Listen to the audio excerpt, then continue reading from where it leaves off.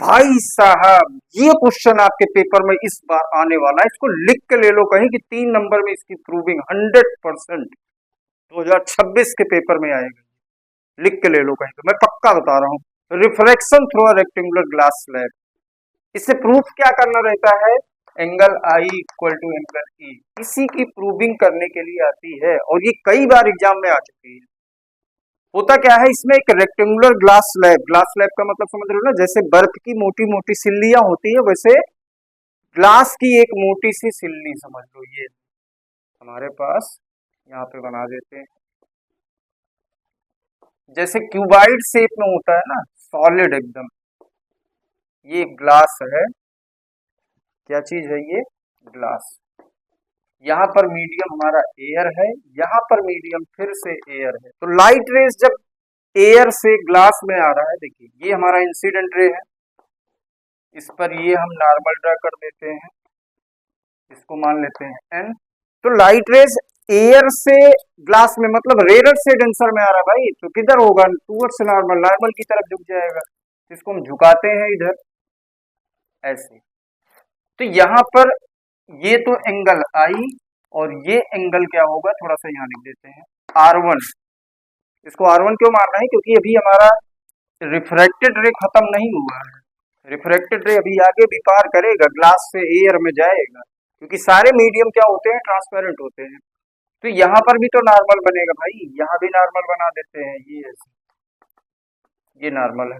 अब क्या हो रहा है, ग्लास से एयर मतलब डेंसर से रेयर, तो क्या होगा, अबे टू नॉर्मल, नॉर्मल से क्या होगा, दूर जाएगा। यहाँ पर एंगल बनेगा हमारा R2 और यहाँ पर एंगल बनेगा E। E मतलब एंगल ऑफ इमर्जेंस। तो भैया ये लाइट रेस कौन सी है, इमर्जेंट रे है। कौन सी लाइट रेज है, इमर्जेंट रे है। फिर इसमें क्या होगा, अगर हम इंसिडेंट रे को आगे बढ़ा दें तो इमर्जेंट रे और इंसिडेंट रे दोनों पैरेलल हो जाएगा और इसके बीच का जो डिस्टेंस होगा उसको हम कहते हैं लेटरल डिस्प्लेसमेंट। क्या बोलते हैं इसको, लेटरल डिस्प्लेसमेंट, लेटरल डिस्प्लेसमेंट बोला जाता है। इतनी बात समझ में आ गई। इंसिडेंट रे, ये हमारा इंसिडेंट रे था, रिफ्रैक्टेड रे, इमर्जेंट रे, लेटरल डिस्प्लेसमेंट, आई R1 ई, सब कुछ समझ में आ गया। अब इसकी प्रूविंग करते हैं। देखिए बेटा इसको समझिए, यहाँ से हम यहाँ पे बता देते हैं। हम लोग स्नेल्स लॉ में क्या पढ़े, sign I upon sine R1 जब लेंगे तो ग्लास का रिफ्रैक्टिव इंडेक्स एयर के रिस्पेक्ट में निकाला जाएगा, मतलब NGA। और इसको रिफ्रैक्टिव इंडेक्स के फॉर्म में, रिफ्रैक्टिव इंडेक्स जब पढ़ाए थे तो वहां पे बताए थे कि कैसे लिखते हैं, NG अपान NA। तो मतलब sine I upon sine R1 equal NG upon NA, cross multiply कर दें तो NA sine I equal to NG sine R1। ये हमारा इक्वेशन नंबर 1। ऐसे ही दूसरा निकालो। अब एयर का रिफ्रैक्टिव इंडेक्स ग्लास के रिस्पेक्ट में निकालोगे तो angle of refraction R2 upon E लिया जाएगा। मतलब फिर से क्या करेंगे, sine R2 upon sine E equal NAG, मतलब NA अपान NG।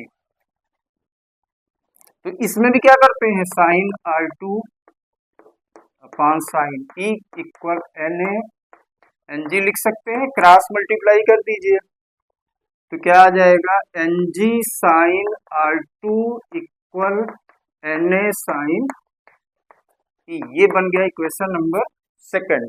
अब तीसरी चीज इसमें क्या समझना है, ये हमारा n था और ये क्या था, इसको हम दूसरा नॉर्मल n डैश मान लें। तो ध्यान से देखिए n और n डैश दोनों क्या है, पैरेलल है। और रिफ्रैक्टेड रे को हम क्या मान लेते हैं, transversal, transversal.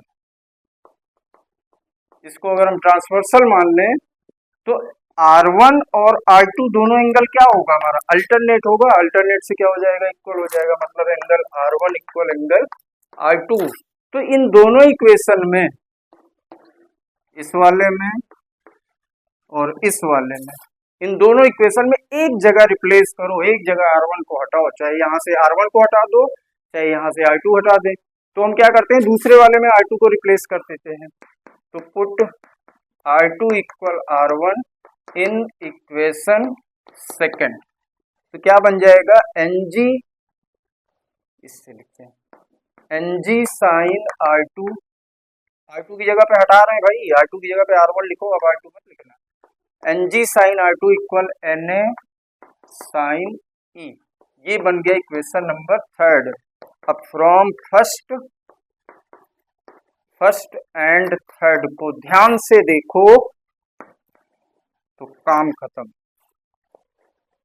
NA sine I equal NG sine R1, NA sine E equal NG sine R1, things which are equal to same things are equal to one another. तो यहां से हम क्या लिख सकते हैं भाई, NA sine I equal NA sine E, NA से NA cancel, sine I equal to क्या हो जाएगा, sine I equal to sine E, और यहां से हमको मिल जाएगा I इक्वल टू E, क्या मिल जाएगा, I इक्वल टू E।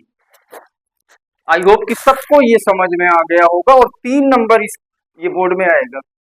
ये वेरी वेरी वेरी इंपॉर्टेंट है, मैं लिख दे रहा हूं।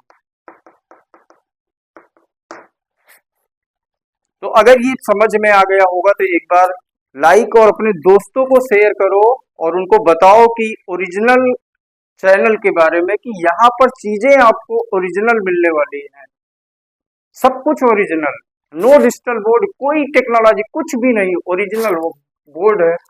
चाक से पढ़ाते हैं, जैसे पहले पढ़ाया जाता था वैसे, मतलब सब कुछ आपको ओरिजिनल मिलेगा।